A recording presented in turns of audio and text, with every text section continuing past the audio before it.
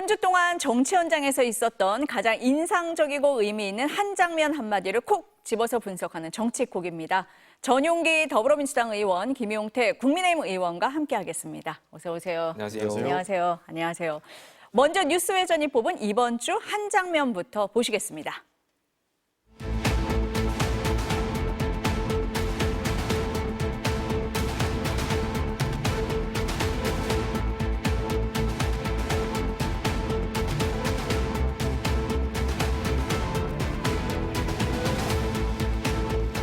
이거 제대로 못 해내면 솔직히 말씀드리면 우리 후보님이나 저나 우리 속된 말로 바로 가버린다는 거 있죠. 선거운동도 안 하고 등록도 안 하겠다 이 말씀 아닙니까? 그러면은 이거는 단일화도 아니고 이게 뭐 그냥 자리를 내놔라.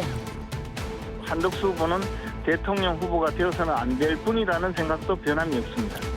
여론조사에서 김 후보님이 더 높게 나온다. 깨끗이 승복해야 되죠. 그게 단일화고 그게 정치고.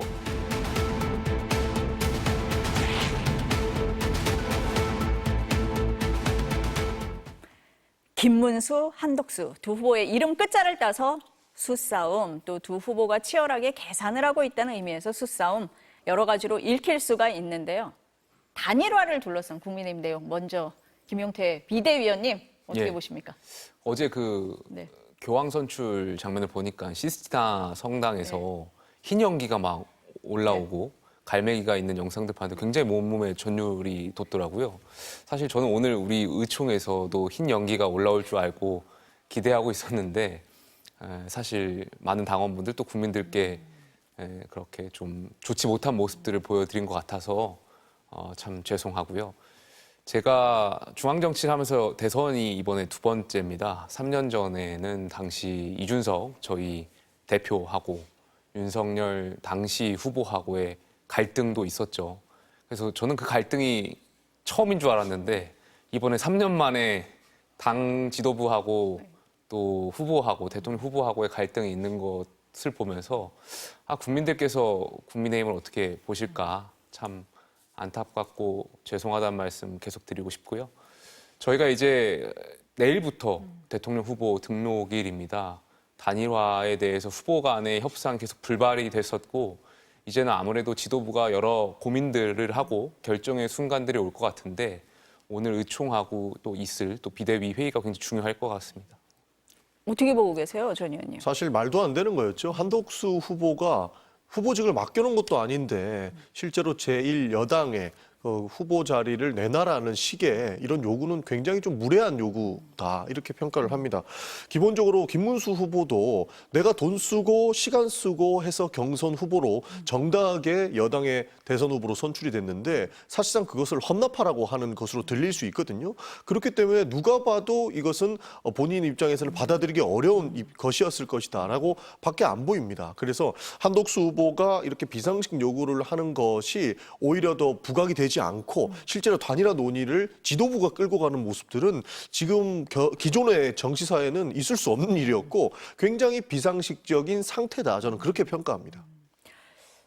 의원님이 지금 의원총회 말씀하셨잖아요. 11시 반부터 의원총회 있었잖아요. 시작할 때 보니까 어마어마하게 화기애애하게 시작을 했는데 발언은 굉장히 셌고 양측의 입장차만 확인을 했잖아요. 권용세 비대위원장 나가버리고 김문수 후보 막 나가니까 의원들이 막 붙잡고 그러더라고요. 그 이후에 비공개 의총했잖아요.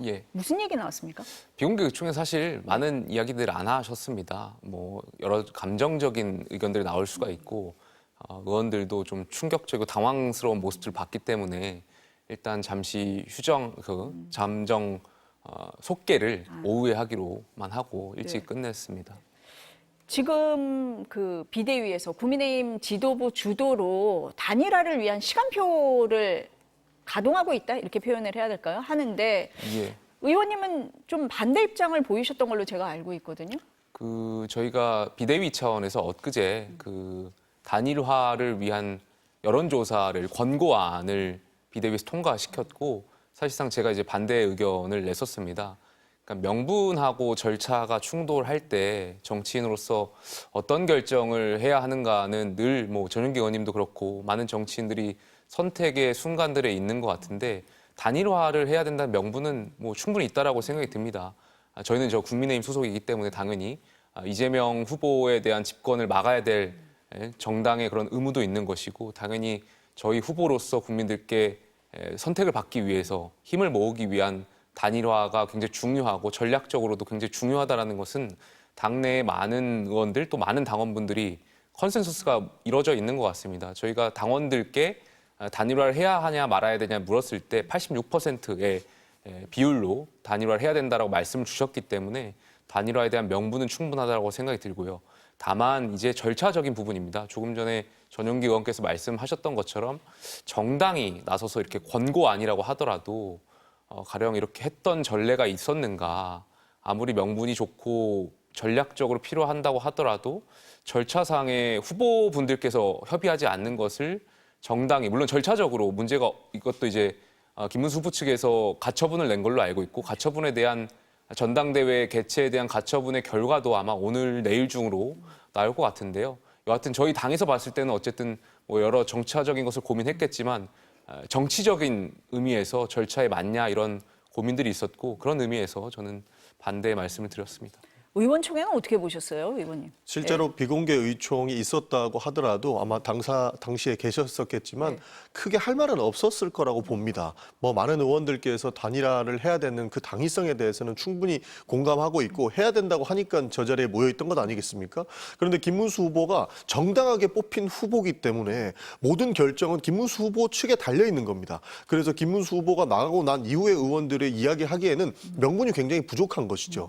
지금 자신의 그 정당한 후보를 사실상 날리고 외부 후보를 데리고 와서 단일화를 시도하는 것 아니겠습니까? 이 모든 결정은 김문수 후보가 결정할 수밖에 없습니다. 뭐 가처분 신청도 내고 여러 여론조사도 돌리고 하지만 김문수 후보가 내가 내려놓을게라고 이야기하지 않으면 사실상 후보 교체는 있을 수가 없는 일이거든요. 그러다 보니 이렇게 요구도 하고 화기애애한 분위기도 연출을 해봤는데 실질적으로 그렇게 내려놓기에는 이미 쉽지 않은 기류로 갔고 어저께 그 한덕수 후보와 이제 김문수 후보가 만나지 않았습니까? 네. 그 내용들을 전 국민이 실시간으로 1시간 가량을 본 것 같은데 저는 그 대담을 보면서 느꼈던 말은 김문수 후보가 말하시는 말이 다 맞습니다. 사실 한덕수 후보가 이야기하는 것들은 억지를 부리는 걸로 느껴졌거든요. 그 이유가 뭐냐면 출마 의지가 있었다고 하면 입당을 하시던가요. 출마 의지가 있으면 경선 참여하시던가요. 왜 경선 끝나고 와가지고 남의 당의 후보한테 단일화를 해내라 마라. 그리고 오늘 내일 중으로 결정을 해라라고 이야기를 합니까? 라고 하는 모습. 이런 것들을 봤을 때는 모든 명분은 사실 김문수 후보 쪽에 와 있는 것이고 단일화를 요구하는 사람들은 사실상 명분도 없고 실리도 없는 것에서 굉장한 갈등을 하고 있는 것이다. 그러다 보니 절차의 정당성을 아주 중요하게 생각하는 김용태 의원님 같은 경우에는 분명히 절차적 하자가 있기 때문에 이런 식으로 가서는 안 된다라고 이야기를 한 것이고 김문수 후측도 결국에는 가처분, 그러니까 법률적인 요건을 다 써가면서까지 본인의 지위를 인정받고자 하지 않습니까? 아마 수단과 방법을 다 안 가릴 걸로 보고 있기 때문에 국민의힘에서 받아들이는 수밖에 없다. 저는 그렇게 보고 있습니다. 네, 지금 말씀 중에 저희가 저희 당 후보를 날린다라는 표현하셨는데 그 말은 좀 어폐가 있는 것 같고요. 저희는 김문수 후보든 당연히 또 한덕수 예비 후보든 누구든 단일화를 해서 보수 중도 진영의 후보를 내고자 하는 당원들의 열망이 있어서 거기에 의원들이 말씀하시는 것이지 저희가 무슨 저희 당의 후보를 날리기 위해서 뭔가 작업을 하고 이런 거는 좀 오해시다는 말씀 좀 드리고 싶습니다. 그런데 아마 저는 네. 이제 김문수 후보가 네. 생각이 좀 바뀌고 있는 것 같아요. 어떤 면에서요? 사실 지금 모든 의원들이 모여서 그리고 지도부도 단일화 요구를 하기 위해서 의원총회를 소집한 것 아닙니까? 그러다 보니 본인 입장에서는 실제로 나를 뽑아놓고 결국 한덕수한테 헌납을 하라고 하는 것 아닌가라고 느꼈을 거예요. 그러다 보니 더 강경하게 하시는 것 같고 제가 날린다는 표현을 너무 과했다면 정정을 하겠습니다만 한덕수 후보가 이까지 왔는데 실제로 다음 주가 됐건 다다음 주가 됐건 단일화를 요구를 할 때 당 지도부가 한덕수한테 마음이 가 있는 것처럼 느껴지는데 어떻게 그 단일화를 수용할 수 있겠습니까? 그래서 처음에는 단일화를 하겠다라고 입장을 22번 밝혔다고 했나요? 근데 이후에는 이 정도로 당 지도부와 의원들이 강하게 압박하는 현상을 보면 실제로 단일화하고자 하는 마음도 이따가 또 사라질 정도가 됐다. 저는 그렇게 보는 겁니다. 근데 제가 이렇게 예. 쭉 5월 3일부터 저희가 지금 오늘 5월 9일인가요? 제가 한 6일 동안 거의 매일 밤낮으로 의총하고 비대위하고 하다 보니까 연휴도 제대로 못 느꼈는데 어찌되었든 저희가 네. 후보하고 지도부 사이에서 제가 입장을 봤을 때 감정적인 오해들이 계속 쌓여가는 것 같긴 합니다. 그러니까 우리가 뭐 앨리슨의 결정의 본질이라는 책에도 정치외교학에서 봤을 때 어떤 결정을 할 때 뭐 여러 가지 모델을 소개하는데 그 모델도 중요하겠지만 제가 봤을 때 감정적인 영향도 굉장히 큰 것 같아요. 그러니까 정치적인 어떤 결정을 할 때 후보 간의 어떤 그런 당사자 간의 결정적인 문제가 굉장히 큰 것 같은데 후보 측에서는 그런 겁니다. 내가 5월 3일 날 당선이 됐고 선출이 됐는데 당 지도부로부터 업무를 보고받는 과정에서 후보께서 이제 단일화에 대해서 어떻게 해야 되냐 시기를 물어보셨거든요. 그 자리에서 5월 3일 날 전당대회 당일 날 오후 한 7시경으로 보는 것 같습니다. 그때 이제 사무총장께서 5월 7일까지 저희가 단일화를 해야 된다라는 말씀을 드렸던 것 같아요. 그러다 보니까 후보 입장에서 내가 오늘 뽑힌 후보인데 여러 차례 경선을 거쳐서 왔는데 숨 돌릴 틈도 없이 바로 단일화해야 되느냐라는 거기서부터 약간의 어떤 감정적인 갈등이 있었던 것 같고 당 지도부 입장에서는 조금 전에 말씀드렸던 것처럼 5월 11일 이전에 단일화를 치르기 위해서 그래서 우리가 후보 단일화를 하기 위해서 행정적인 시간이 필요한 것이고 역산해 보면 5월 7일까지 필요하기 때문에 그러한 부분을 보고 드렸는데 그 과정에서 서로가 이제 감정적인 갈등 등이 있다 보니까 오늘날에 여기까지 온 거 아닌가 생각이 들고 아직도 저는 시간이 굉장히 부족하지만 그래도 남아 있다라고 생각합니다. 오늘 중에라도 좀 결단을 해 주시면 좋지 않을까 생각이 좀 듭니다. 네, 저는 네. 사실 국민의힘이 굉장히 지금 순진하게 이 사태를 보고 있는 것 같습니다. 아무리 요청을 한다고 해도 말씀드렸던 것처럼 모든 결정은 김문수 후보가 결단을 해야 되는 영역까지 들어갔지 않습니까? 명분과 법적인 모든 요건들이 김문수 후보 입에서 나오게 되는데 저는 김문수 후보의 그 권력 의지, 권력에 대한 열망, 그 욕심을 국민의힘에서 간과했다고 생각합니다. 왜냐하면 10년 이상 장외 정치, 장외 투쟁을 해오셨습니다. 그 와중에 아스파트 정치를 한다고 하면서 구구 코인을 탔다라고 하는 비판을 들으면서도 그분은 출마 의지를 굉장히 많이 내비쳤었거든요. 과거만 떠올려봐도 선거 때만 되면은 출마하시려고 했지만 선택을 받지 못했어요. 그렇게 10년 동안 갈망했던 권력을 이제 잡았는데 잡자마자 다른 사람한테 양보할 수도 있다. 그리고 자기한테 불리한 조건에서 경선을 할 수 있다. 용납할 수 없을 거라고 저는 봅니다. 그런 차원에서 김문수 후보가 가지고 있는 그 욕심을 너무 쉽게 평가했던 것이고 실제로 그 단일화라고 하는 그 달콤한 이야기에 오히려 국민의힘 지도부나 그 의원님들이 오히려 너무 그것을 좀 과소평가하다 보니 지금의 사태가 발생했다. 저는 그렇게 평가를 합니다. 어쨌든 김문수 후보 측에서는 계속 반발을 하잖아요. 그런데도 국민의힘은 어제 오늘 지금 여론조사 진행을 하고 있고 예. 11일에 전국위원회도 소집을 했잖아요. 예. 그럼 이제 오늘 만약에 여론조사 결과가 한덕수 후보가 더 높게 나와요? 그럼 후보 교체까지 갈 수 있는 겁니까? 비대위 결정 상황인데요. 네. 그리고 전국위원회를 저희가 소집했고 전당대회에서 결과적으로 다시 후보에 대한 누가 될지 모르겠습니다만 앵커께서 지적하셨던 그런 상황이 발생한다면 네. 전대에서 결정해 줘야 될 문제라고 생각이 들고요.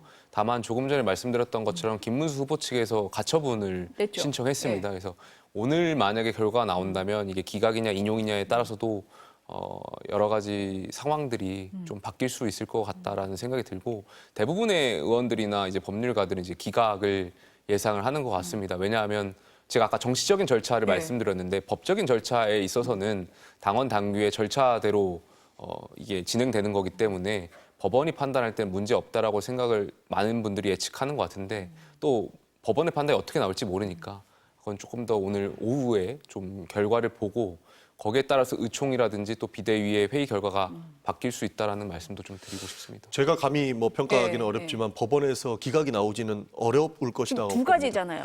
두 가지입니다. 두 가지잖아요. 하나는 예. 그 전당대회를 전대를 열지 말라고 하는 내용이고 하나는 후보자 지위를 확보해달라고 하는 내용인데 앞에 전자에 말씀드린 전당대회 건은 충분히 기각이나 각하를 좀 칠 수 있겠습니다. 왜냐하면 전당대회라고 열 수 있는 권리는 당에 있는 거기 때문에 충분히 가능하다고 보는데 후보자 지위 같은 경우에는 당연히 인용되고 유지될 거라고 봅니다. 왜냐하면 기본적으로 그 가처분이 기각되기 위해서는 그 경선 기간 동안 있었던 절차의 하자라든지 이 경선이 잘 못됐다라는 판단을 법원이 내려줘야 된다라는 것인데 절대적으로 사실 그 경선이 하자가 있었다라고 이야기를 할 수는 없지 않습니까? 그런 차원에서 김문수 후보의 입장이 바뀌었다고 해서 너는 후보자 지위가 없어라고 하는 것들은 상식적으로도 이해할 수가 없는 측면이 돼버리는 거죠. 그래서 김문수 후보의 그 후보자 지위는 저는 당연히 인정받을 거라고 보는 것이고요. 지금 시간은 김문수 후보 편이라고 봅니다. 왜냐하면 11일이 지나면 이미 그 후보자 등록은 끝나는 것이고 12일부터는 대선 본선이 시작되는 거기 때문에 김문수 후보는 버티면 된다라고 하는 그 수싸움이 당연한 결정이라고 생각을 합니다. 그 인용되면 어떻게 돼요? 인용되면 뭐 여러 가지 뭐 방법들이 있겠는데 어찌 되었든 뭐 단일화 여론조사로 인한 만약에 한덕수 예비후보가 높게 나온다고 하더라도 이런 단일화를 하려면 전국위원회를 개최를 해야 되는데 이 개최가 인용된다면 그 열 수 없는 거니까 법적으로는 여러 가지 어려운 측면이 있지 않을까 생각이 듭니다. 제가 조금 전에 3년 전 때도 말씀드렸는데 결과적으로는 그때도 여러 차례 갈등이 있었고 이제 봉합하는 과정에서 국민들께 감동도 드리고 했던 기억이 있습니다. 그러니까 단일화도 마찬가지인 것 같습니다. 1+1이 2+알파가 됐을 때 저희가 의미가 있는 것이지 이게 이 단일화를 추진하는 과정에서 합의가 되지 않거나 뭐 여러 가지 잡음이 계속 이어진다면 단일화에 대한 의미도 축소가 될 수가 있기 때문에 저는 후보분들께서 좀 통 큰 합의를 하셔야 된다고 생각해요. 제가 조금 전에 감정적인 오해가 있다라고 말씀을 드렸는데 충분히 김문수 후보 입장에서는 기분도 나쁠 수 있고 언짢을 수 있다라고 생각해요. 하지만 제가 뭐 과거에 여러 당대표께도 말씀드렸던 부분인데 정치 지도자가 감정적인 어떤 아쉬움, 오해 뭐 이런 걸로 인해서 대의라든지 명분을 거스를 수는 없다라고 생각이 듭니다. 왜냐하면 뭐 본인 입장에서는 굉장히 안타깝겠지만 결과적으로 단일화의 목적은 이 자유민주주의라는 그리고 조금 전에 이제 뒤에서 다루겠지만 민주당이 보이고 있는 이런 행태들을 막기 위해서라도 저희가 필요한 부분이 있기 때문에 저는 후보분들께서 통 큰 결정을 하시지 않을까 선의를 기대하고 있습니다. 뭐 기대는 할 수 있겠습니다만 김문수 후보가 그렇게 통 큰 결정을 하기에는 이미 많은 일들이 진행되고 있다라고 보기 때문에 어렵다고 봅니다.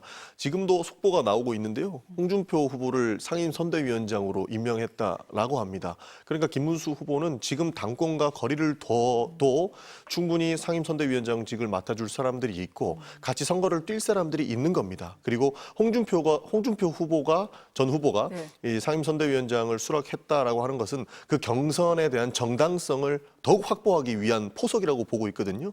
그러다 보니 미국에 가시기로 하셨다가 미국 가는 그런 일정들을 접고 상임선대위원장직을 수락하신 것을 보면 그대로 가겠다라고 하는 걸로 읽힙니다.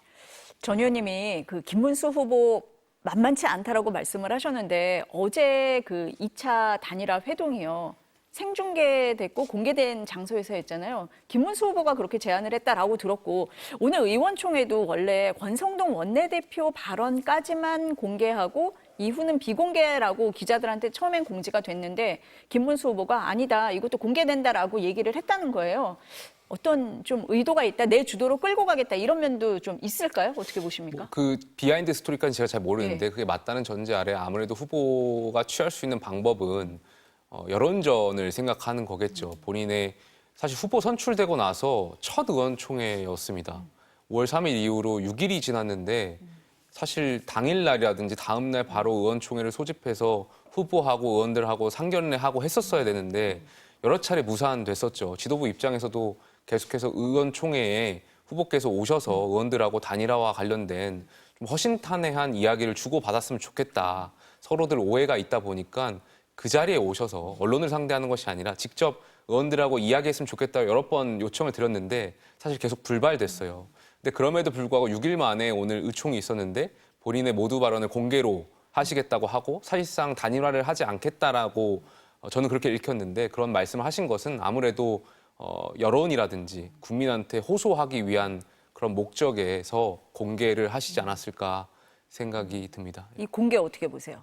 실제로 저는 서로 못 믿는다라고 생각했습니다. 아, 못 믿어서 공개를 한다? 어저께 그 양자 간의 대담에서 서로 못 믿는다라고 느꼈던 부분이 사실 저는 한덕수 후보 입에서 나온 말들 중에 하나가 있다고 봤거든요. 한덕수 후보가 뭐라고 했냐면 이것을 공개하길 잘했습니다. 그래야 나중에 대담이 끝나고 나서 말 바뀌는 모습들이 안 보였을 것이다. 이런 취지의 말씀을 했죠. 하셨어요. 네. 그게 뭐냐? 우리끼리 조용히 대화하다 보면 뒤에 가서 말 바뀌는 거 아니냐라고 하는 의심이 있었던 걸로 봤습니다.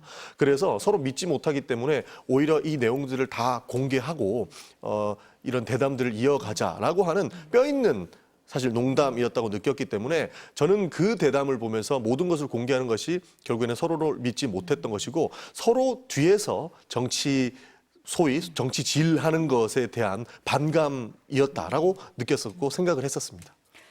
전 의원님이 속보를 전해주셨잖아요. 홍준표 전 대구시장이 상임선대위원장에 합류를 한다. 김문수 후보 측에. 어떻게 보세요? 저도 방금 전용기 의원님 통해서 들어가지고 좀 왜냐하면 보통 네. 물론 이제 당무 우선권이 네. 있으면 당무 우선권도 선거에 필요한 부분에 있어서 필요한 범위 내에서 우선권을 갖기 때문에 뭐 상임선대위원장 같은 경우는 당무 우선권에 해당되는 부분이라고 생각이 들고 다만 당무적으로 이 비대위에 협의를 또 구해야 되는 부분이 있습니다. 근데 이런 거 사실 원래 후보께서 비대위원이신데? 예, 말씀하시기 전에 비대위에 이야기를 좀 해서 빨리 협의를 해달라고 말씀하셔야 되는데 이걸 언론 통해서 저 듣고 전용기 의원 통해서 들어서 조금 당황스러운 측면이 있습니다. 저도 방금 들어가지고. 아니 이 정도 상황이면은 지금 의원님이 오늘 내일 중에 대타협 가능성 기대 이런 거 말씀을 하셨는데 되겠습니까? 현실적으로 어려운 측면이 있겠죠. 그러니까 후보께서도 후보 측 캠프에도 여러 가지 입장들이 있는 걸로 알고 있는데 어찌되었든 시간을 11일까지 끌면 후보가 주도권을 가져갈 수 있다라고 판단을 하고 계신 것 같고 그러다 보니까 이제 상임선대위원장이라든지 이런 것을 말씀하신 것 같고 반면에 이제 지도부도 아마 거기에 맞는 대책들을 아마 내놓을 거라고 생각이 듭니다.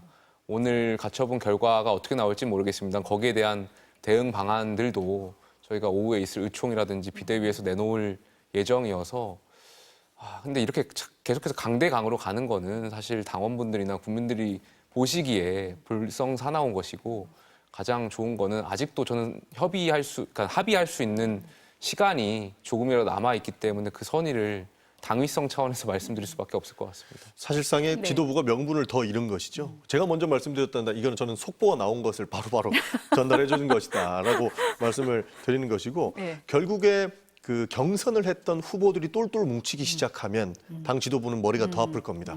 왜냐하면 우리가 했던 경선들이 누군가를 위해서 들러리를 세우려고 하는 것 아니냐라고 하는 의심과 비판들이 실제로 있었습니다. 그래서 홍준표 전 후보도 우리가 들러리냐라는 뉘앙스의 이야기를 하셨던 것 같고 사실 한동훈 후보, 그다음에 안철수 후보도 이 경선의 정당성은 필요하다라는 취지의 말씀을 많이 하셨어요. 그런 걸로 봤을 때 갑자기 한덕수 후보가 와가지고 국민의힘 후보로 단일화하겠다라는 이것 자체가 말이 안 됐다라고 하는 그 바탕이 깔린 거라고 보고 있고요. 여기에서 힘 실는 게 아니고 아예 선거 전면으로 홍준표 전 후보가 나왔기 때문에 이거는 비대위와 사실상의 각을 세운 거로 볼 수 있고 경선의 명분을 더 확고하게 하는 거기 때문에 후보자 지위가 인용이 되든 기각이 되든 할 것 없이 경선으로 정당하게 선출된 것은 김문수다라고 하는 것에 쐐기를 박은 그런 인사라고 봅니다. 네, 경선 과정을 본 당원분들도 좀 당황스럽긴 마찬가지일 것 같아요. 왜냐하면 저희 경선을 보면서 김문수 후보께서 경선 후보가 되면 즉시 단일화를 하시겠다라고 여러 차례 말씀드린 바가 있고 또 김문수, 한덕수 해서 이제 을지문덕, 그런 김덕수라는 표현까지 해가면서 당원들께 전략적인 캠페인을 많이 하셨잖아요. 그러다 보니까 다른 예비 후보들, 경선 후보들도 이 단일화에 대해서 입장을 조금씩 변화했던 후보들이 있습니다. 그래서 한덕수 예비 후보하고의 단일화에 대한 가능성을 시사하는 걸로 바뀐 당시에 후보들도 계셨었는데 어찌되었든 당원들 입장에서는 김문수 후보가 바로 단일화에 착수하실 거라고 11일 이전 단일화를 하실 거라고 생각했는데 그것이 안 되다 보니까 당원 입장에서는 당장 우리가 대선을 치러야 되고 한 명의 후보로 이재명 후보하고 맞서서 저희가 경쟁을 해야 되는데 이게 양분되는 것 자체가 굉장히 지금 이 TV를 보고 계신 당원분들도 좀 당황스러워하시고 또 화가 나시기도 할 것 같습니다. 아마 민주당 후보가 이 비슷하게 입장 바꿨다 했으면 거짓말했다고 난리치고 뭐 여러 가지 잡음들이 또 나왔을 거라고 봅니다. 그런 측면에서 사실 이 문제의 시초는 사실 말 바꾸기 위한 김문수 후보의 책임이 크다고 저도 생각을 합니다. 그러나 본인의 말을 바꾼 것 아니다라고 지속적으로 주장하고 있지 않습니까? 나는 11일 이전에 하는 게 아니고 뭐 다음 주에 해도 된다라고 하는 사실 늑장 대응을 보이고 있는데 결국에 지도부가 뭐 당했다라고 표현을 할 수도 있는 것이고 김문수 후보가 말 바꾼 것에 대한 책임은 확실히 있을 것이라고 저는 생각하고 있습니다. 지도부인 김용태 의원은 오후에 더 바빠지실 것 같습니다. 네. 이 얘기 이 정도로 하고요. 뉴스회전이 뽑은 이번 주 키워드 보시겠습니다. 희대 사법부. 이것도 여러 가지로 해석을 할 수 있을 것 같습니다. 조희대 대법원장이 이끌고 있는 사법부 이렇게 해석할 수도 있고 이런 적이 없었던 사법부 이렇게 해석도 될 것 같습니다. 먼저 전 의원님은 어떻게 해석하세요? 이런 적이 없었던 사법부죠. 사법부가 대선 전국에 들어왔는데 본인이 후보자 자격을 박탈시킬 수 있을 만한 그런 행위를 했다라는 것, 이것이 문제가 되는 거죠. 사실 입법과 행정과 사법이 분리되어 있고 상호 견제를 하되 국민의 선택이 가장 옳다라고 해서 우리 헌법에도 사실상 국민의 선택권은 최대한으로 보장하고 있는 것 아니겠습니까? 그런데 사법부가 이례 없이 유례 없는 빠른 선고를 통했고 그리고 9일 만에 두 차례 심리 만에 이 모든 판결들을 파기환송을 하는 결정을 했습니다. 그러니 민주당 입장에서는 그 6만 페이지 다 읽어봤냐라고 물어볼 수밖에 없는 상황이 된 거죠. 그래서 법원이 결국에는 정치화됐다. 사법의 정치화가 시작이 되겠다. 그에 대한 사법개혁이 필요하다라고 하는 목소리들이 나오기 시작을 한 거고요. 한 거가 돼버린 거죠. 그래서 조희대 대법원장에 대한 사퇴 요구가 민주당에서 나올 수밖에 없는 것이고 이렇게 사법개혁의 불씨를 살렸으면 우리는 그걸 끄트리지 않고 사법개혁도 함께 헤쳐나가야 된다라고 보고 있습니다. 어떻게 보고 계세요? 이런 적이 없었던 사법부 이전에 이런 적이 없었던 야당 전 대표가 있었지 않습니까? 그러니까 헌정사에 이렇게 많은 혐의와 또 대장동, 뭐 백현동, 뭐 성남 FC 등등등 여러 건의 혐의를 받고 있는 야당 대표도 없었고요. 또 이미 전 대선 때부터 불거져 왔던 공직선거법이었지 않습니까? 여기에 대해서 국민의 알 권리 차원에서 법원이 판단을 한 것인데 민주당이 이렇게 반발하는 것도 좀 의아하고요. 제가 거듭 말씀드리지만 민주당이 이 대법원의 판단을 사법 쿠데타라고 표현하는데 사실 그렇게 하기 위해서라면 대법원이 이 선고 기일, 5월 1일로 선고 기일 잡았을 때부터 선거 개입이라고 했으면 제가 조금이라도 이해가 됩니다. 근데 그때는 그런 말 안 했지 않습니까? 왜 안 했겠습니까? 대법원이 무죄 판단한다라는 예측들이 있었기 때문에 가만히 있었던 것이죠. 근데 본인들 판단하고 다른 유죄 취지의 파기환송을 했다고 해서 그걸 그제서야 선거 개입이라는 둥, 사법 쿠데타라고 하는 둥 이건 말도 안 되는 말들이라고 생각이 들고요. 그리고 지금 대법원장 뭐 탄핵안이라든지 조사한다라든지 국회 차원에서 뭐 이런 얘기들 나오고 있는데 어제 제가 매일경제 칼럼을 보니까요. 대법원장을 탄핵했던 나라는 두 나라밖에 없었습니다. 필리핀의 두테르테 정권하고 파키스탄의 무샤라프 정권밖에 없었습니다. 대한민국이 언제 이렇게 대법원장을 이러한 이유로 말도 안 되는 이유로 탄핵한다라는 것은 말도 안 되는 얘기고요. 법관을 위협하는 나라도 몇 안 된다고 합니다. 페루랑 헝가리? 이 정도예요. 언제부터 대한민국이 법관을 향해서 이렇게 협박하고 탄핵하겠다고 하고 여러 가지 민주당, 그러니까 100번 양보해서 민주당 당원 입장이나 지지층들 입장에서는 대선을 앞두고 자당의 후보에 대해서 이렇게 판단하는 게 불쾌할 수도 있겠죠. 그런데 여기에 대해서 대법원장을 탄핵한다? 탄핵은 늘 말씀드리지만 중대한 법 위반이 있을 때만 하는 겁니다. 대법원이 빨리 하지 말라는 법이 없습니다. 법을 위반한 게 없어요. 근데 여기에 대해서 탄핵 사유가 된다? 그냥 괘씸죄에 해당된다라고 생각됩니다. 30번의 탄핵안을 발의하면서 법무장관 뭐 째려본다고 탄핵을 했었던 기억이 있는데 대법원장이 본인들하고 판단에 불리한 판단을 했다고 해서 탄핵안을 발의한다는 민주당은 좀 무서웠습니다. 네. 뭐 여러 가지 사안들을 몇 가지만 뽑아가지고 얘기할 필요는 없다고 생각을 합니다. 그것은 정당한 비판이 되지 않는다고 보는 것인데 국민들의 알 권리를 위해서 대법원이 빨리 판단을 했다. 그것으로 보는 사람도 있겠지만 정치 개입하는 것 아니냐라고 하는 의심들도 굉장히 많았습니다. 저희는 정치 개입한다고 봤던 겁니다. 지금에 와서 되돌아보면 고등법원은 왜 판결을 미뤘겠습니까? 결국에는 대선 전국이 도래했고 결국에는 국민 손에서 이 모든 결정이 이루어지게끔 해야 된다. 사법은 정치화되면 안 된다라는 판단이 있었기 때문에 그렇게 결정한 것 아니겠습니까? 그런데 그 결정을 대법원은 왜 못했겠습니까? 저희는 안 한 거라고 의심할 수밖에 없는 겁니다. 그래서 사법의 정치화가 우리 국민들께 주는 피해가 얼마나 큰지를 이번에 다시 한번 알게 되었던 것이고, 그에 대한 문제가 있으면 그에 대한 책임을 당연히 물어야 되는 것 아니겠습니까? 법원의 판단 존중하고 대법원의 판결 당연히 받아들여야 됩니다. 그런데 대법원의 판결, 모든 판결이 성역은 아니지 않습니까? 그리고 아직 싸울 수 있는 그 일정이 2번이나 남았습니다. 그리고 절차의 정당성도 확보되지 않은 판결이었다고 저희는 봤기 때문에 그에 대한 문제 제기를 하는 것은 너무나도 당연한 것이다라는 말씀 드리고 싶고, 법관을 압박하고 겁박한다 이렇게 말씀을 드리겠지만, 절차적인 문제와 법률적인 문제가 있으면 그에 대해서 물어볼 필요도 있는 것 아닙니까? 사법부는 성역이 아닙니다. 그래서 사법개혁의 필요성도 많은 국민들께서 공감하고 있다. 저는 그렇게 보는 것이고, 이재명 대표 여러 가지 혐의가 있다 하는데 사실상의 정치보복을 위해서 검사의 칼을 엄청나게 휘둘렀지 않습니까? 많은 재판도 실제로 결과도 나오고 있습니다. 그런 차원에서 사실 정치보복의 일환으로 볼 것이냐, 이 또한 법원으로 인해서 후보자 자격을 박탈하는 게 아니고 국민들께서 다 판단해 주실 거라고 저는 보는 겁니다. 3년 이상 재판 다녔습니다. 국민들이 모르겠습니까? 더 알 권리를 위해서 사법부에서 저 사람은 문제가 있다라고 낙인을 찍어줘야 됐겠습니까? 저는 대법원이 그릇된 판단을 했다고 보는 것이고, 그래서 많은 판사들이 반발하는 글을 내부망에 올리고 있는 것 아닌가, 그렇게 평가하고 있습니다. 그러니까 제가 이 자리에서 지난주에 법관을 겁박할 게 아니고 2심 판단을 빠르게 해달라고 국회가 요구하는 게 어떻겠냐고 말씀드렸지 않습니까? 네. 그러니까 핵심은 100만 원 이상이냐 미만이냐가 핵심 아니겠습니까? 100만 원 이상 나오면 당연히 선거권을 상실할 것이고요.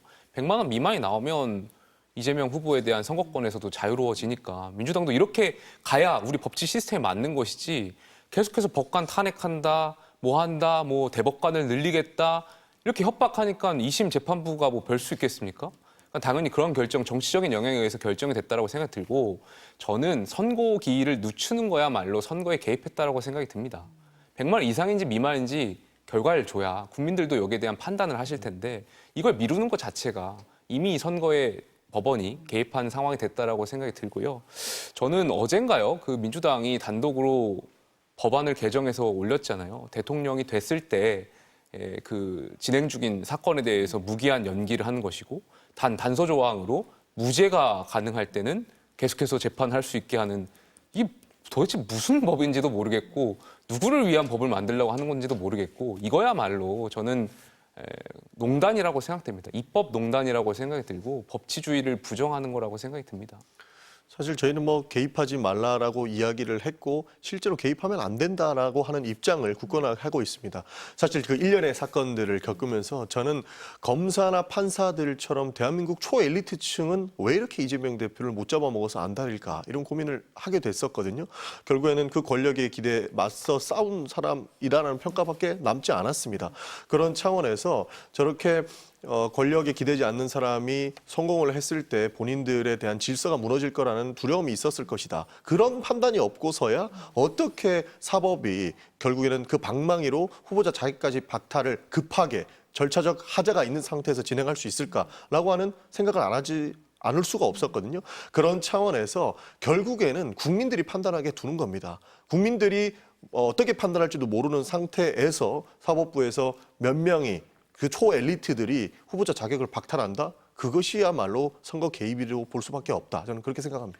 이 서울고법에서 재판을 대선 이후로 연기를 했잖아요. 그럼에도 불구하고 조희대 대법원장에 대한 청문회 필요하다, 이렇게 보시는 겁니까? 실제로 대법원에서 판단을 한 부분에 대해서 볼 필요가 있다고 봅니다. 사실 9일 만에, 그리고 2차례의 심리 만에 그 많은 방대한 양을 다 검토했느냐, 이 부분도 한번 밝혀봐야 되는 것 아니겠습니까? 그리고 조희대 대법원이 결국에는 사법에 정치를 끌어들였다라고 평가하는데 그에 대한 사실관계 정도는 물어봐야 되는 것 아니겠습니까? 그래서 이 사법개혁의 불씨는 이 사실관계를 확인하는 것부터가 필요하다라는 말씀을 드리고 싶은 거였습니다.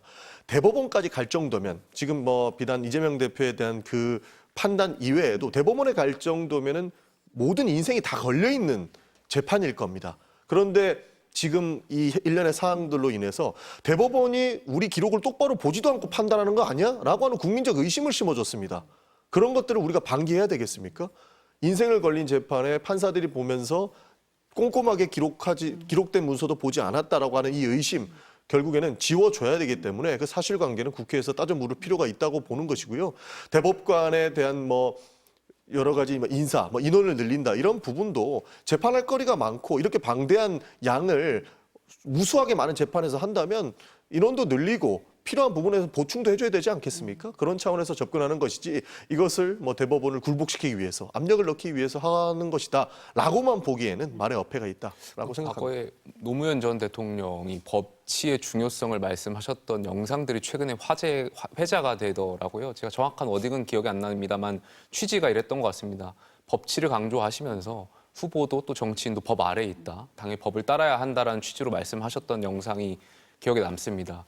제가 지금 민주당하고 이재명 후보를 보면 법 위에 그리고 국민 위에 있다라고 판단하시는 것 같아요. 그러다 보니까 이러한 상황에서조차 국민 눈치도 보지 않고 이런 법관을 늘린다는 법이라든지 아니면 대법관들 탄핵안이라든지 조사 또 거듭 말씀드리지만 대통령이 되었을 때 형사 재판 중인 사건을 중지하는 이러한 법안들을 지금 이 순간에도 밀어붙이는 거 보면 전혀 눈치를 보지 않고 있다는 생각이 들고 결과적으로는 국민 위에 있다라고 판단하는 거 아닌가. 그러다 보니까 민주당 의원들이 이재명 후보한테 코에 이물질도 떼주고 이런 것들을 보면 저는 도대체 이재명 후보에 대해서 민주당 의원들이 어떻게 생각하는 걸까. 좀 국민 위에 있다라고 판단하는 거 아닐까 이런 생각이 좀 듭니다. 사실 저는 이것이 개혁의 과정이라고 봅니다. 실제로 개혁을 하기 위해서는 진통이 있을 수밖에 없다라고 보는 것이죠. 윤석열 정권 들어오고 나서 법 기술자들이 기하급수적으로 떵떵거리는 모습을 저는 많이 목격했다고 봅니다. 기본적으로 법률이라고 하는 것은 규칙과 가깝기 때문에 애매하게 만들어 놓습니다. 상식적으로 그렇게 하지 말라고 하는 경고성의 그 법률도 있는데 법 기술자들이 자기 마음대로 판단해서 윤석열 전 대통령 구속 취소도 시켜주지 않았습니까? 일반인 같았으면 상상도 할 수 없는 일이었습니다. 지금까지 날로 계산하던 것을 갑자기 시간으로 계산해서 해야 된다는 논리부터 갖고 오고 그 논리를 법원에서 받아주고 법 기술자들이 국민위에 군림하고 있다라고 하는 판단을 했기 때문에 저희는 사법개혁을 외쳤던 것이고요. 그에 대한 연장선으로 이런 진통이 있다라는 생각을 가지고 있다는 말씀 드리겠습니다. 시간이 너무 짧아서 아쉬운데요. 다음 주에 만나서 다시 더 얘기하도록 하겠습니다. 오늘 두 분 말씀 여기까지 듣겠습니다. 감사합니다. 감사합니다.